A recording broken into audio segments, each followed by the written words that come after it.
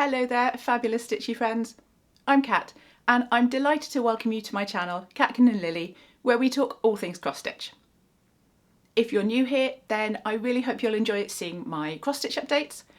And if you're a returning viewer, then thank you so much for coming back to spend some more time with me. So today is FlossTube number 20, and it's the 10th of April. And every time I sit down to record one of these episodes, I can't believe it's been 2 weeks since the previous one. The time is absolutely flying right now. And of course I have to start with some weather chat, again because British, and it's still a really mixed bag here. It's been grey and wet, but actually it's a little bit sunny now. I have at least managed to get out and plant my bulbs in the garden, so yeah, that was really nice.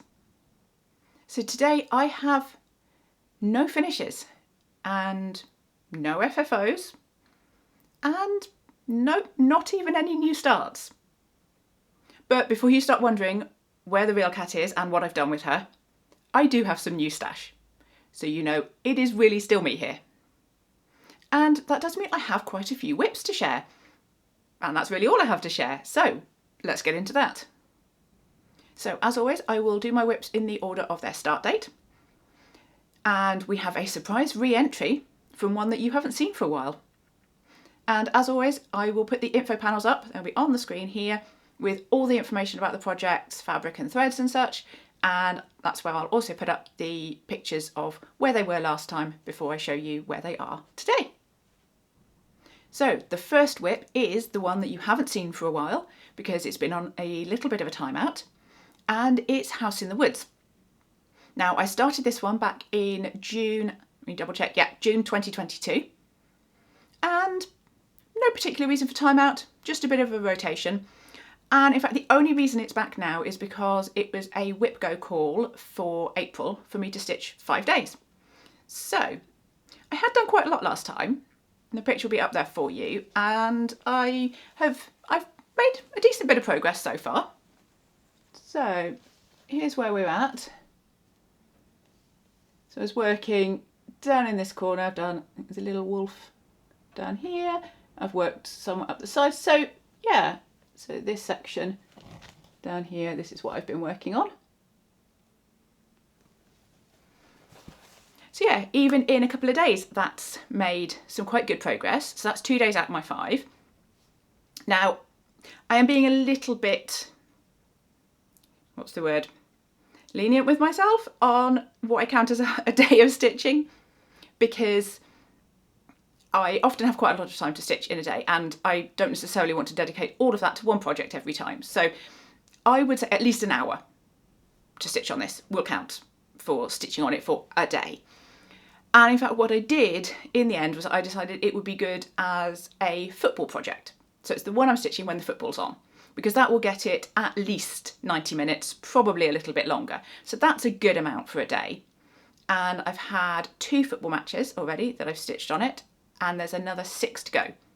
So it's actually going to get 8 days in April, rather than the 5 that it needed for the whip go call. So I'm hoping that's going to really push this along. It's really fun to have it back out again.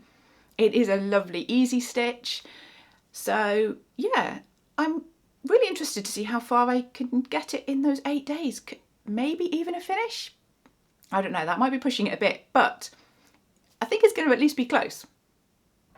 So the next whip is the one that's going to be in here every single week for a very long time, because it's Chromatic Dragon.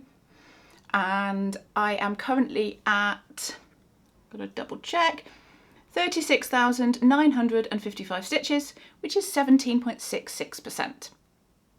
And just to shatter the illusion, in case anyone thinks, all my videos are always lovely organised, they're not. I was just looking down at my tablet here because I had everything ready to go here today, and I completely forgot to check the stitches for my dragon, so I had to run downstairs and get my tablet so I could check how many stitches I'd done. But okay, let's see where I'm up to, because again, lots of really good progress made. And there we are. It's really starting to fill out now, and the area I was working on this time round, I'd done I think this bit before, and I've basically been working up and across in this area. And I've done a little bit more up here as well. So let's bring that in for you to have a little look at. It's really fun to see all the little bits as they come out, like this little swirly turquoisey bits in here.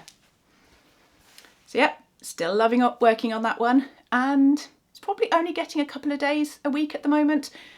Just try to do maybe 500 stitches. I did have that WIP Go goal for March to do 5,000 stitches, which I did, so that's absolutely brilliant. So you probably won't be doing as much for, at least for April, and honestly I probably still won't for the rest of the year do as much as 5,000 stitches a month. That's why it was a goal to push that forward. That isn't what I would normally go for, maybe about 4,000-ish stitches. But yeah, just always happy to put some stitches in and push that one along. The next WIP I have to share is Rossa by Bella Filipina. And this one is very exciting because I had, about 4 weeks ago, I'd finished all the cross stitch, and so it was just time to do the beading. And I was a little bit nervous about the beading because I haven't done a huge amount of beading before, and with something like a Bella Filipina, the beading is fairly intense, but I'd prepped myself, I'd watched some videos, had a good plan, and I've made a start. So there she is in all her glory, and I started, I'll bring it with this beading around her neck, and it's not too bad. And then I popped down and just started some of the beads at the bottom here as well. So I wanted to start with those beads around her neck because there were some really long columns and I wanted to figure out how I was doing those. But then I wanted to start at the bottom and work my way up because I think that'd be easier. I like to do the cross stitch from the bottom and work my way up and roll it up as I go. So I thought the beading would probably work well doing that the same. So started back at the bottom now and I'll work my way up. Now, as you can see, I haven't got hugely far yet. I'm finding it not too hard to do. I figured out my technique of how I like to do it, but it is quite time consuming. So I don't think I'm going to be done with it anytime soon. It's a case of kind of picking it up, doing a string or two, and then popping it back down again. It's not something I can see myself wanting to do for really huge long sessions. So just a little bit here and there I think is a good way to try and get that beading done. And I did find the worry I had with this was that trying to fit the beads in on a 32 count fabric, which has shrunk in the hand dyeing process, I was worried the beads would be a little bit cramped in there. And they are, but only a tiny bit. And I am fitting them in. I think they probably would fit better on a 28 count, which is why all my fancy ladies from now on will be 28 count. But it is working really well and I'm pretty pleased with it so far. The next WIP is a stitch along by the Historical Sampler Company. So this was All Things Grow with Love, and it started on the 19th of February this year. And all 4 parts are out. So you can see on the picture the whole design is out, and I'm sort of close to finish with part 3. I'm not sure. Maybe I've done bits of part 4 as well. Not sure. But here we go. Now I think that is actually still just part 3. So you can see I've got the bottom section to do here. There's some more of these lovely swirls. I really enjoyed stitching these, and there's some more at the bottom. So looking forward to doing those. It's just a beautiful bright stitch along, and I'm really hoping I can give that some love. It's going to get some more stitching today, so I'm going to see if I can try and push that along, and maybe that could be a finish as well. And we're doing back-to-back stitch alongs because the next WIP I have for you is the James Webb Space Telescope stitch along by Climbing Gate Designs, and that one is now 3 parts are out. I've finished the pictures in parts 1 and 2. And I'm on to part 3. So you see there's a lot more hexagons done than last time, and I finished, this was part 1 picture, this one and this are part 2, so those are all finished. I'm working on this one here. Actually I'll bring in, so that's the one I finished just recently, that's Stefan's Quintet. That one, I think I was working on this the last time you saw it, that's the Cartwheel Galaxy. which is, yeah, that was a lot of confetti. And then down here, we've got Titan. So that's brilliant. Really good progress on that. And the final picture is up here, I think. So yeah, so there's Titan to finish and then one other picture to do for part 3. And in fact, part 4 comes out, I think, the day before my next FlossTube. No, the day after. I don't know, one day either side. It's about when I do my next FlossTube. So I'm going to see if I can catch up by then. Still not sure I'm going to be caught up. I'm inching closer and closer to catching up every time I chat to you. And that final picture that I haven't done from part 3 yet is the Phantom Galaxy, and it's really confetti heavy. I mean, really confetti heavy, worse than the Cartwheel Galaxy, which was the pinky one. So I think that's going to slow me down quite a lot. And something I realised with this one is that I think all of us have a bit of process stitcher versus product stitcher in us. Some people way more one than the other. A lot of it is process stitching for me. I love the process of doing it. Don't always feel like I have to do something with it at the end of it, but mostly I do. Mostly I do also want the product. Now this one, I really want the product. I really want the finished piece and to display it. And actually, it's not the one that's the most fun to stitch. I enjoy seeing it all come to life. I love seeing the pictures when they're finished. They're incredible. But actually, it's probably my least favourite whip to actually be stitching on. So yeah, I don't know if you guys get that as well. You have ones that you really want the finished thing, so you push it forward. I tend not to have too many of those because I really do want to enjoy the things that I stitch on. But just occasionally it's worth it for that finished product. So yeah, let me know, product versus process, or a bit of both. Now the next whip is the Sorceress by Jen Elliott, which is very much the opposite for me. This is one I can't wait to pick up and don't ever want to put down. I absolutely adore stitching it. I'm also so excited for the day when I get it finished and can actually put it on display as well, which obviously will be a while, but I enjoy every second of stitching this. It is, I keep saying it, it's probably my most favourite whip at the moment. At the moment. Hold that thought. Anyway, here's where we're at. So I've done really quite a good bit since you last saw it. I finished off the little kitty. We've got lots of chair up here. Bring this in so you can see the little bits on the chair. There's a little bag, a little cushion and a goblet. And then I've done more of the dress all down here. There's more sparkly bits, and I've gone all that is just about almost the edge of the pattern. It goes a tiny bit further out. But yeah, that's all of that one. So yeah, and surprisingly, I was trying to be good and only stitch on the weekends, and I have actually stuck to that plan. I just had a couple of weekends, had Easter weekend and last weekend, where I did have a lot of time to stitch on it, and I pretty much only stitched this project. So that's why it's made some really nice progress. Now, in contrast, this next one doesn't have a huge amount of progress on it. This is 4 Seasons Spring by Bothy Threads, and it's the one I picked this up to do as my taking to work stitch just on the couple of days that I work. But then I actually swapped it out. I'm actually taking the Coffee Gnome, which you'll see next, to work, so I didn't take this one. So I haven't done a huge amount. I did pick it up, I think I've picked it up for 1 or 2 sessions, I think maybe, since you last saw it.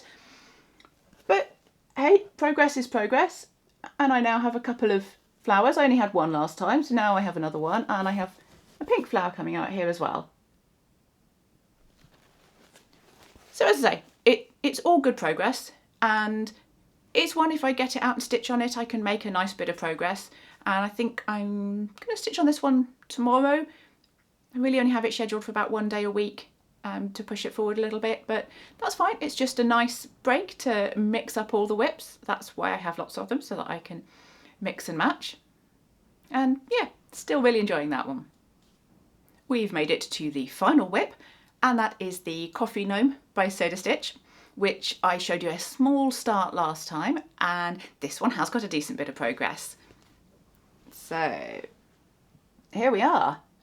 I had just got a little bit of hat last time, I think, and now we've got some of the border, some of the words. It's looking really good. So yeah, now this one I was stitching on the train. I think the last time we chatted I was about to go off to London for the Everything Electric show, and I said I was going to try stitching on the train, and this was the project that I took. And it went really well, apart from some quite bumpy bits. Apart from that, which was fairly few and far between, yeah, I stitched on it with no real problem. So yeah, definitely stitching on a train gets a thumbs up. Now, were you eagle-eyed enough to spot that there was a slight discrepancy in skin colour on this? I'll show you. His nose and his hand, the main colour of those is done in the same, but this is the called for in the darker highlight, and I thought it was going to be a bit too dark and, I don't know, not realistic. And I know it doesn't have to be realistic, it is a sort of cartoony style, but I wasn't sure. So I did this one with a slightly subtler one, and I'm still sort of deciding. I think I'm going to go with the subtler one, but again, let me know what you think. I showed lovely husband Dr. Tim, and he preferred the subtler shading on the nose. Now, as I say, it is a slightly cartoony style, so the shading is quite bold. So in that regard, maybe the darker shade is the better one to go for, but having stitched it, it's still just, it doesn't look quite right to me. So I'm probably going to go with the subtler colouring, even if it might be too subtle to pick out some of the details, but do you know what? I might just go with it. But yeah, let me know what you think. That must mean it's time for stash. And there's only really one bit of stash, so maybe not too bad until you see what it is. But I said a while back I was going to get this. I think I showed, probably end of last year, I showed Julia the Firefly Princess from Bella Filipina and said I really wanted to stitch it. Well, I finally bought it. I have got, here's the chart. There she is. Absolutely stunning. Maybe not everyone's cup of tea, but definitely mine. Definitely my cup of tea. So I've ordered that. Now, the reason I waited for so long is that I really love the company Arts and Designs in the UK for ordering my bead packs and chromatic threads and everything for designs like this Bella Filipina. They very often do a bead pack for it, and they did one, and I failed to get my hands on one in January. I think they became available. I missed out, I was too slow. So they very kindly, their customer service is amazing. I will absolutely recommend Arts and Designs all day long. Their customer service is amazing. They let me know that it had come back into stock, and I ordered it straight away. That was it, hit buy, buy, buy, and got it. So we have, and it's epic this, and you can hear it rattling already because it's a bit hard not to, because look at all those beads. Oh my word. And there's some little treasures in there. So yeah, as I say, I'll show you, that's the top bit there. You can see it is a whole bead pack from Arts and Designs. So I've got that all good to go. I've also got, I won't take them all out, but I have a lovely little bag full of the chromatic threads. Now I think I'm missing one or two in there that were out of stock, so I just need to check against the list to make sure I've got everything. And then of course I've ordered threads. A few of these in here are from my stash. I actually only had about 5 or 6 in stash, so I had to order the rest. And there's one specialty thread, which is this lovely Karen Water Lilies. Look at that. That is so pretty. I cannot wait to use that. So I knew I'd wanted that, and I've ordered it. But we're going to end up kind of running into plans here, because as far as fancy ladies go, I appear to be building up a stash. I feel like 2024 is the year of the fancy lady. I'm going to say it now. I've got 5. So I've got Rossa, the mermaid. I've got Gaia, the earth goddess, which we'll come back to in a minute, but you have seen before the chart at least. I've got Julia, the firefly princess. I've got 2 Joan Elliots. I've got the winter's gift and the sorceress. So we're up to 5 fancy ladies. And I'm pretty sure I'm probably not stopping there. I'm absolutely loving them. So that really takes me into plans of how the heck am I going to fit these all in? Especially when Gaia, let me show you her again. Gaia, the earth goddess that I just mentioned. I don't know when I first showed you this. Again, back in 2023, I knew I wanted to stitch it, and I've got a box here. I had this little box, which is not that little, with all the bits and pieces in there. I've got my Cryonics, water lilies, threads, there's beads under there. So I have that all sitting there. It's been sitting here for about 6 months, and I am finally going to start it. I decided. So Gaia is going to be my birthday start, which is the 2nd of May. And even more exciting, I'm going to have some other FLOSSTUBERS start Gaia with me. So I am going to be joined by Andrew of the Runner Stitcher, because he showed that he'd bought it a while back, and we thought it would be so much fun to stitch it together and start it together. And then Emma from Emma Bobbins had also bought it recently. So I said, oh, you should definitely start that in May with me and Andrew. And I may have slightly convinced Leah of Leah's Cross Stitch Corner to get it as well, because it's going to be her birthday in May. So her lovely partner is going to get it for her birthday. So she's going to start it as well. So we have 4 of us starting. And if anybody else has this or is stitching it or wants to join in, then let me know. I'm not going to do anything official with hashtags because honestly, I'm not sure I can be bothered to try and coordinate all of that. I'm actually quite a lazy person at heart, and it will stress me out trying to do that. So nothing super official, but if you would love to stitch Gaia at the same time, or you're already stitching, then do let me know. But that will be the 2nd of May. That's my birthday, and I will be starting Gaia. Now, that still leaves Julia, the Firefly Princess, and I don't quite know when I'm going to start her, but I do want that to be fairly soon as well. So I think I'm going to give Gaia all of May to stitch on her. Again, probably weekends. I tend to keep the fancy ladies for the weekends. And then I haven't decided. I need to work out how I stitch, whether I have a day for different fancy ladies, or I rotate them in and out every week or 2 weeks or month. I don't know, is the honest answer. So for now, it's going to be Gaia for all of May. So I will continue working on the Sorceress for the rest of April, work on Gaia in May, and then I will see what happens after that. Obviously, I do still also have to get fabric for Julia the Firefly Princess, and I might have done a sneaky little order of a few, don't ask how many, options, because Polstitches had a bit of a sale on, so I felt like it would be really rude not to buy some fabric, so I did. So at some point that will arrive, and we will see. So there's not much else really to factor in plans wise, other than all that fancy lady stitching. I've got, again, still probably be working on all the whips that you've seen. I've got whip go calls for April was House in the Woods, so you already know I'm going to be stitching that for all the football games, so that will get that ticked off. The other one was a new start, so I do still need to have a new start, and Gaia's not till May, so that doesn't count, because no, for my brain, the whip go is in the month that it's in, and I have to do it in the month that it's in. I very much get that lots of people will flex their whip go board, and I wish my brain would let me do that, but it won't. If I don't do it in the month it's in, my brain thinks it's cheating. It doesn't think anyone else is cheating, it just thinks I'm cheating. I'm just not allowed to do it. Everyone else absolutely can do that.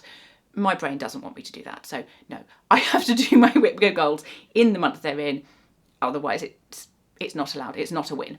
So on the plus side, that means I get to do another new start in April.